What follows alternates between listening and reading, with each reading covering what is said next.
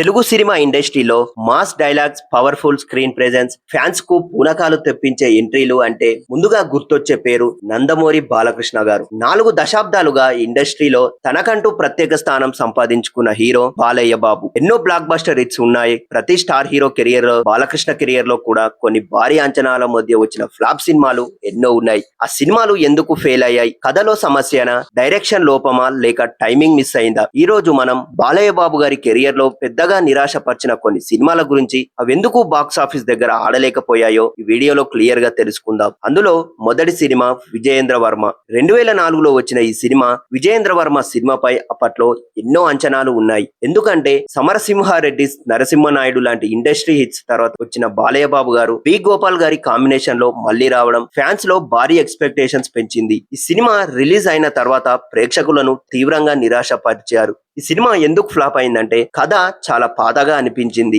Action సీన్లు over గా ఉండడం వల్ల కనెక్ట్ కాలేదు. ఎమోషనల్ డెప్త్ లేకపోవడం పెద్ద మైనస్ అయ్యింది. అదే ఫార్ములాను మళ్ళీ రిపీట్ చేయడం ప్రేక్షకులకు బోర్ కొట్టింది. ఆ టైంలో తెలుగు ఆడియన్స్ కొత్త కథలు కోరుకుంటుండగా సినిమా మాత్రం పాత మాస్ టెంప్లెట్ లోనే వెళ్ళింది. బాలయ్య బాబు గారి కెరియర్ లో ఒక పెద్ద డిజాస్టర్ గా నిలిచింది. రెండవ సినిమా అల్లరి పిడుగు. 2005లో వచ్చిన అల్లరి పిడుగు సినిమాలో బాలయ్య బాబు గారు డ్యూల్ రోల్ లో నటించారు. కామెడీ, మాస్, ఫ్యామిలీ ఎమోషన్స్ అన్ని కలిపి ఒక కమర్షియల్ ఎంటర్టైనర్ గా ఈ సినిమాని తీర్చిదిద్దారు. ఈ సినిమా ఎందుకు ఫ్లాప్ అయిందంటే కథలో కొత్తదనం అసలు లేదు. కామెడీ బలవంతంగా పెట్టినట్టుగా అనిపించింది. డ్యూల్ రోల్ ఉన్నప్పటికీ పాత్రలో వైవిధ్యం అంతగా కనిపించలేదు. స్క్రీన్ ప్లే చాలా రొటీన్ గా సాగింది. అప్పట్లో యువత కొత్త తరహా సినిమాలకు ఇష్టపడుతుండగా ఈ సినిమా పాత స్టైల్లో ఉండిపోయింది. బాలయ్య బాబు గారి ఎనర్జీ ఉన్నప్పటికీ బలహీనమైన కథ సినిమా ఫలితాన్ని దెబ్బతీసింది.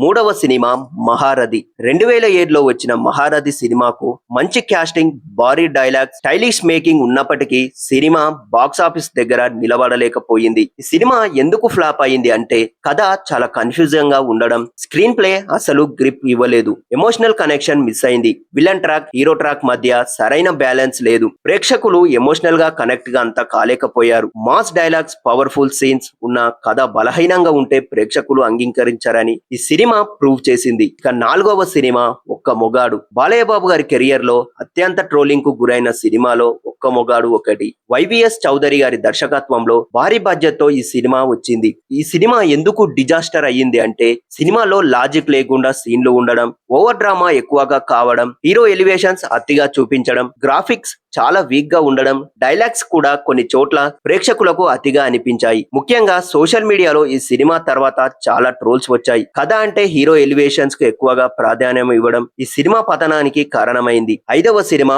పరమవీర చక్ర. దాసరి నారాయణరావు గారి దర్శకత్వంలో వచ్చిన పరమవీర చక్ర సినిమాపై దేశభక్తి కథగా వచ్చింది. మంచి అంచనాలు ఎన్నో ఏర్పడ్డాయి. ఈ సినిమా ఎందుకు ఫ్లాప్ అయిందంటే దేశభక్తి ఎమోషన్ సరిగా వర్కౌట్ కాలేదు. స్క్రీన్ ప్లే చాలా వీక్ గా ఉంది. సెకండ్ హాఫ్ పూర్తిగా బోర్ కొట్టించింది. మ్యూజిక్ కూడా పెద్దగా ఇంపాక్ట్ ఇవ్వలేదు. యాక్షన్ సీన్లు రియలిస్టిక్ గా అనిపించలేదు. దేశభక్తి సినిమాలలో ఎమోషన్ బలంగా ఉండాలి. ఈ సినిమాలో ఆ ఫీల్ అనేది మిస్ అయింది. ఆరవ సినిమా ఆదినాయకుడు. 2012లో వచ్చిన ఆదినాయకుడు సినిమాలో బాలయ్య బాబు గారు 3 పాత్రల్లో యాక్ట్ చేశారు. చాలా ప్రత్యేకమైన ప్రాజెక్ట్ గా ప్రచారం చేశారు. ఈ సినిమా ఎందుకు ఫెయిల్ అయ్యిందంటే 3 పాత్రలున్న కథ బలహీనంగా ఉంది. మేకప్ ప్రేక్షకులను మెప్పించలేదు. టెక్నికల్ క్వాలిటీ చాలా పూర్ గా అనిపించింది. ఎమోషనల్ సీన్లలో కూడా అంత బలంగా రాలేదు. సినిమాకు సరైన ఫ్లో లేకపోవడం వల్ల ప్రేక్షకులకు విసుకొచ్చింది. బాలయ్య బాబు గారి నటన బాగానే ఉన్న కథ, టెక్నికల్ స్టాండప్ సినిమా రిజల్ట్స్ ను దెబ్బతీశాయి. ఏడవ సినిమా శ్రీమన్నారాయణ.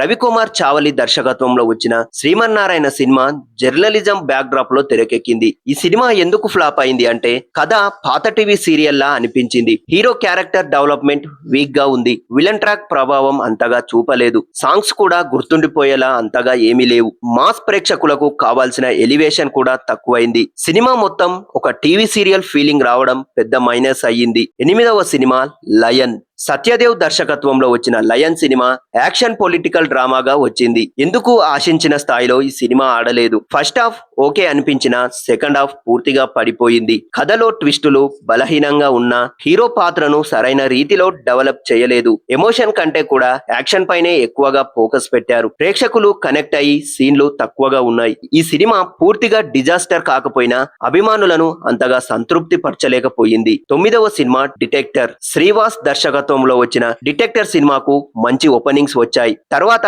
కలెక్షన్స్ పడిపోయాయి. ఎందుకు మిక్స్డ్ టాక్ వచ్చింది. సినిమా చాలా రొటీన్ గా సాగింది. ఫ్యామిలీ ఎమోషన్స్ బలంగా లేవు. విలన్ పాత్రలు వీక్ గా ఉన్నాయి. యాక్షన్ సీన్లు కూడా కొత్తగా అనిపించలేదు. కథ ముందే ఊహించగలిగేలా ఉండిపోయింది. ఫస్ట్ డే ఫ్యాన్స్ సపోర్ట్ ఉన్న లాంగ్ రన్ లో నిలబడలేకపోయింది. ఇక 10వ సినిమా ఎన్టీఆర్ కథానాయకుడు మరియు మహానాయకుడు. ఈ రెండు సినిమాలు బాలయ్య బాబు గారి కెరియర్ లో ఎంతో ప్రతిష్టకమైన ప్రాజెక్ట్. తన తండ్రి ఎన్టీఆర్ జీవితాన్ని తెరపై చూపించడానికి బాలయ్య బాబు గారు ఎంతో కష్టపడ్డారు. ఈ సినిమా ఎందుకు ఫ్లాప్ అయ్యిందంటే బయోపిక్ ను చాలా స్లోగా తెరకెక్కించారు.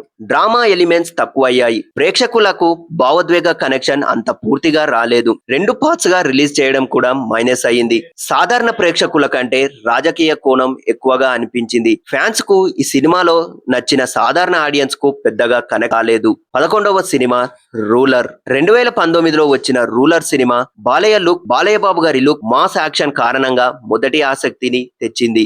ఎందుకు ఫెయిల్ అయ్యిందంటే కథ పూర్తిగా అవుట్డేట్ గా అనిపించింది. కామెడీ ట్రాక్ అస్సలు వర్కౌట్ కాలేదు. యాక్షన్ సీన్లు కూడా రిపిటేటివ్ గా అనిపించాయి. హీరో స్టైలింగ్ సోషల్ మీడియాలో బాగా ట్రోల్స్ వచ్చాయి. కొత్త తరహా కంటెంట్ చూస్తున్న ప్రేక్షకులకు ఈ సినిమా పాత మాస్ ఫార్ములాగా అనిపించింది. ఈ సినిమా తర్వాత బాలయ్య బాబు గారు కూడా కథల ఎంపికలో మార్పు అవసరమని అర్థం చేసుకొని ఆ తర్వాత చాలా మంది భావించారు. అఖండ తర్వాత వచ్చిన భారీ మార్పు. అఖండ సినిమా నుంచి బాలయ్య బాబు గారు కథల ఎంపికలో చాలా మార్పు కనిపించింది. బోయపాటి శ్రీను గారి దర్శకత్వంలో బాలయ్య బాబు గారి ఇమేజ్ ను సరిగా ఉపయోగించి మాస్ కు కావాల్సిన అంశాలు, ఆధ్యాత్మిక టచ్, పవర్ఫుల్ యాక్షన్ అన్ని కలిపి చేసే బ్లాక్ బస్టర్ ఇచ్చారు. దీంతో ఒక విషయం స్పష్టమైంది. బాలయ్య బాబు గారి సినిమాలు ఫ్లాప్ అవడానికి ప్రధాన కారణాలు పాత కథలు, routine screen play, over hero elevations, బలహీనమైన విలన్స్, ఎమోషనల్ కనెక్షన్ లేకపోవడం, టెక్నికల్ క్వాలిటీ లోపించడం, కాలానికి తగ్గట్టుగా మార్పులు చేయకపోవడం. ఈ తప్పుల నుంచి ఎన్నో పాఠాలు నేర్చుకొని ఆ తర్వాత వచ్చిన సినిమాలో భారీ మార్పులు తీసుకురావడం బాలయ్య బాబు గారి కెరియర్ కు మళ్ళీ బూస్ట్ ఇచ్చింది. ప్రతి స్టార్ హీరో కెరియర్ లో హిట్స్ ఉంటాయి. ఫ్లాప్ వచ్చినా ఆయనకు ఉన్న మాస్ ఫ్యాన్ ఫాలోయింగ్ తగ్గలేదు. ఎందుకంటే బాలయ్య గారిలో ఉన్న energy, dialogue delivery, screen presence ప్రేక్షకులకు ఇప్పటికీ బాగానే ఆకట్టుకుంటూ ఉంటాయి. ప్రేక్షకులు కూడా కాలానికి తగ్గట్టు మారిపోయారు. కేవలం హీరో ఎలివేషన్స్ తో సినిమా హిట్ కావడం కష్టమైంది. బలమైన కథ, మంచి స్క్రీన్ ప్లే, ఎమోషన్ అన్ని కలిసి ఉండాలి. బాలయ్య బాబు గారి ఫ్లాప్ సినిమాలు చూసినప్పుడు ఇదే ప్రధానంగా అర్థమవుతుంది. ఇక ముందు కూడా మంచి కథలతో మన బాలయ్య బాబు గారు మరిన్ని హిట్స్ ఇవ్వాలని అభిమానులు ఆశిస్తున్నారు. ఇవి బాలకృష్ణ గారి కెరియర్ లో ప్రధానంగా ఫ్లాప్ అయిన కొన్ని సినిమాలు. అవి ఎందుకు ఫెయిల్ అయ్యాయో క్లియర్ గా విశ్లేషణ. మీకు బాలయ్య బాబు గారి అత్యంత అండర్ రేటెడ్ సినిమా ఏది అనిపిస్తుందో మా కామెంట్ బాక్స్ లో చెప్పండి. మరిన్ని అప్డేట్స్ కోసం మా 70mm పోస్టర్ ఛానల్ ని సబ్స్క్రైబ్ చేసుకోండి.